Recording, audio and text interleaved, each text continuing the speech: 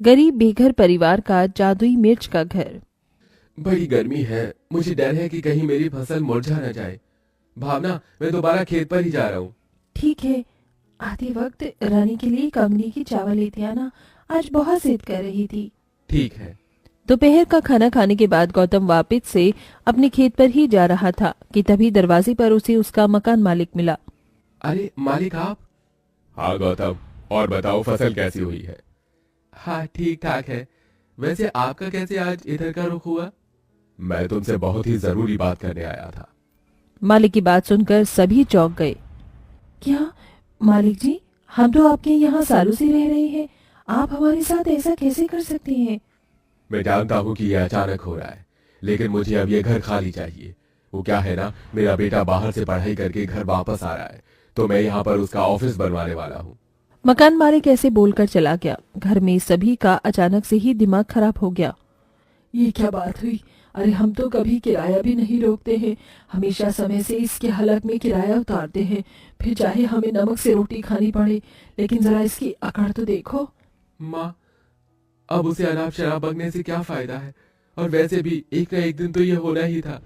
चलिए इसे खाली करने की तैयारी करते हैं। इसे अभी खाली करके क्या होगा गौतम जी, पहले तो घर का इंतजाम होना चाहिए। हमारे घर में कोई लंबा चौड़ा सामान भी नहीं है, बस ये कुछ तांबे के बर्तन हैं। मैं इन्हें बेच आता हूँ, जो पैसे मिलेंगे उससे सिर छुपाने को कोई छोटा मोटा कमरा ले लूंगा। ठीक है। गरीब किसान के घर में ज्यादा सामान नहीं था, जो सामान था उसे लेकर वो चला गया और सामान बेचकर गौतम किराए का घर ढूंढने लगा। एक बार सोच लीजिए, मैं जरूरतमंद हूँ। अरे मेरा ये कमरा किराए पर उठाने के लिए नहीं है, तेरी समझ में नहीं आता है क्या? अरे नहीं, यहाँ भी बात नहीं बनी। एक तरफ गर्मी में इधर उधर भटक रहा था, तो वहीं दूसरी तरफ मकान मालिक ने भावना, उसकी सास और बच्चों को घर से बाहर खड़ा कर दिया था। कितना बेदर्द इंसान है, ये तो एक मिनट में ही पराया हो गया है। ये दुनिया बस ऐसे ही है माँ जी, यहाँ कोई किसी का अपना नहीं है, आप इसे ज्यादा दिल पर मत लीजिए। आइए हम यहाँ बैठकर गौतम जी का इंतजार करते हैं। पूरा परिवार एक पेड़ के नीचे बैठ गया और गौतम के लौटने का इंतजार करने लगा। माँ, बाहर गर्मी लग रही है और प्यास भी लगी है। बस कुछ देर और रुक जाओ मेरी बच्ची, तेरे बाबा आ जाएंगे तो मैं तुझे पानी लाकर दे दूंगी। अरे भावना, तू यहीं बच्चियों के पास रुक, मैं पानी लाती हूँ। चंचल कहीं से इंतजाम करके पानी लेकर आई, जिसे पीकर बच्चियों ने अपनी प्यास बुझाई। उस बड़े पेड़ के नीचे घंटों इंतजार करने के बाद गौतम वापस आया। अरे माँ और भावना, आप यहाँ क्यों हैं? उस सत्यानाशी ने तेरे जाते ही हमें घर से बाहर कर दिया। सड़ी गर्मी में तेरी राह ही देख रहे थे। वो सब छोड़, ये बता कि घर की बात बनी या नहीं? नहीं माँ, कहीं भी मुझे किराए पर घर नहीं मिला, और अगर कहीं मिला भी था तो वो हमारी आमदनी से ज्यादा महंगा था। सत्यानाश हो सबका, गरीब की तो किसी को परवाह ही नहीं है। माँ जी शांत हो जाइए। क्या शांत हो जाऊं, आज मैं बहुत गुस्से में हूँ। चंचल बहुत ज्यादा गुस्से में थी और दोनों पति पत्नी बहुत टेंशन में। हम तो किसी तरह रह लेंगे, लेकिन हमारे बच्चों का क्या? मेरा तो बहुत दिमाग खराब हो रहा है। अभी के लिए आओ और हम अपने खेत में चलते हैं, वहां जाकर सोचेंगे कि क्या करना है। ठीक है। पूरा परिवार खेत पर ही चला गया, जहाँ सर छिपाने के लिए गौतम ने तिरपाल खरीद कर एक तंबू बना दिया। थोड़े से पैसे थे, चलो कम से कम ये तिरपाल तो आ गई। बाबा, बाबा भूत। कहाँ है भूत? भूत नहीं, भूख। आप तो इसका तुतलाना जानते हैं। मेरी बच्ची को भूख लगी है। बहू, भूख तो मुझे भी लग रही है। आप सभी की ये हालत देखकर मुझे अपने मर्द होने पर शर्म आ रही है। आप ज्यादा मत सोचिए। माँ, भावना और बच्चों, आज रात तो पानी पीकर ही सो जाओ, कल को मैं जरूर खाने का इंतजाम कर दूंगा। पूरे परिवार ने यही किया। वो सभी एक गिलास पानी पीकर सो गए। अगली सुबह, हे भगवान, मेरी रानी को तो बुखार हो रहा है। माँ। हाँ बच्ची, मैं यही हूँ।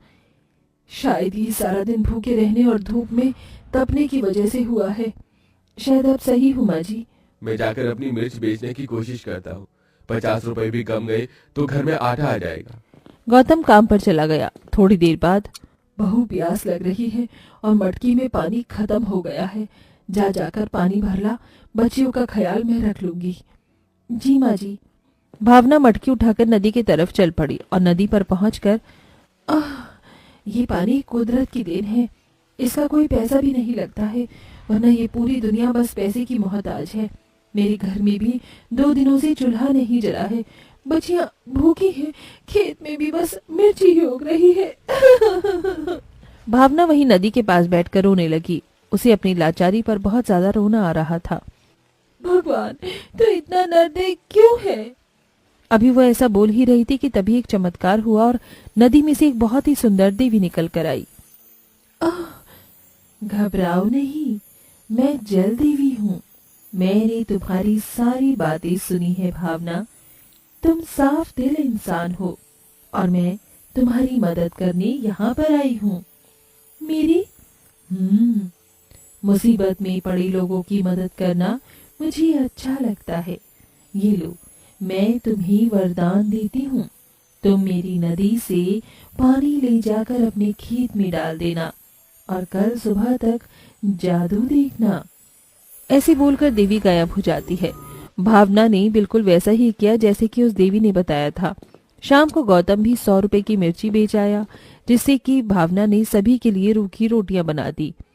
खा लीजिए, उम्मीद है कल की सुबह अच्छा दिन लेकर आएगी। सभी रूखा सूखा खाकर ही सो गए। अगली सुबह जब रवि की आंख खुली तो वो सभी हैरान रह गए। क्या ये मेरा ही खेत है? अरे वाह, ये लाल लाल मिर्ची कितनी चमक रही है। लगता है देवी का दिया जादुई वरदान असर कर रहा है। जादुई वरदान? भावना ने सभी को कल की घटना बताई। अरे वाह, लगता है कि अब हमारे दिन बदल जाएंगे। माँ, बस खेत में मिर्ची आई है। अभी तो सबसे बड़ी घर की दिक्कत हमारे सामने खड़ी हुई है। हाँ, घर का इंतजाम होना जरूरी है। अभी तो ठीक है, लेकिन बरसाती लगते ही हमारा कोई ठिकाना नहीं रहेगा। भावना ने ऐसा बोला ही था कि तभी एक जादू हुआ। अचानक ही खेत की मिर्ची हिलने लगी और टूटने लगी, और ऐसा होते होते ही मिर्ची से ही एक महल जैसा घर बनकर तैयार हो गया। ये क्या हो रहा है? घबराओ नहीं, ये मिर्ची घर खास तुम्हारा ही है। अंदर आओ। घर के बोलने पर सभी घबराते हुए घर के अंदर गए और अंदर जाकर उन्होंने देखा। उसे देखकर सभी की आंखें फटी रह गईं। ये तो मिर्ची का बना महल है। सही कहा। अरे काजल बेटा, यहाँ आओ, तुम्हें मिर्ची लग जाएगी। नहीं, मैं जादुई मिर्ची हूँ। इस मिर्ची से मिर्ची नहीं लगेगी। क्या सच? अरे भावना, देखो इस कमरे में कितना बड़ा मिर्ची का बेड है। और वो देख, सारा फर्नीचर भी मिर्ची से ही बना है। हाँ, ये तो कमाल है। सभी ने अपना पूरा का पूरा घर देखा। वहाँ खिड़की, दीवारें, सामान, फर्नीचर और फर्श से लेकर सभी कुछ लाल मिर्ची का ही बना था। वहाँ जल देवी की जय हो, हमें कितना अच्छा ठिकाना मिला है। सही कहा। इस खुशी में आज तो मेरा मन कुछ अच्छा खाने को हो रहा है। हमें अभी बस घर ही तो मिला है। अच्छा खाना खाने के लिए तो पैसे होने चाहिए। अच्छा खाना? बैठिए, मैं आपको देता हूँ। जब जादुई मिर्ची घर है, साथ तो डरने की नहीं है बात। सभी डाइनिंग टेबल पर बैठ गए, जहाँ मिर्ची घर ने उन्हें अच्छा अच्छा खाना खिलाया। आज तो मजा ही आ गया। सच में सारी चिड़चिड़ाहट भी शांत हो गई। हमें अपने प्यारी मिर्ची घर का शुक्रिया अदा करना चाहिए। माँ, मुझे तो अभी और खाना है। बोलो बच्ची, क्या खाओगी? रबड़ी। अभी लो। मिर्ची घर ने अपने जादू से ही रानी को रबड़ी भी खिलाई। सभी आज के दिन बहुत ज्यादा खुश थे। भावना का पूरा परिवार अब मिर्ची घर में ही रहता था। उस घर में सारी सुविधाएं थी। गर्मी के मौसम में उसके अंदर फ्रिज और एसी भी था, जिसका इस्तेमाल भावना करती थी। इस जादुई घर में तो मौसम का तापमान भी अपने हिसाब से ढाला जा सकता है। मजा आ गया। सही कहा बहू, अब लग रहा है कि ऐश की जिंदगी है। जादुई मिर्ची के घर ने सभी की जिंदगी ही बदल दी थी। जब भी उन्हें कुछ ऐसा चाहिए होता तो वो मिर्ची घर से मांग लिया करते थे। गौतम भी अपनी मिर्ची उगाने में मेहनत करता था और उन्हें बेचकर वो घर के पैसों की जरूरत को पूरा करता था। और अब सब कुछ ठीक हो चुका था।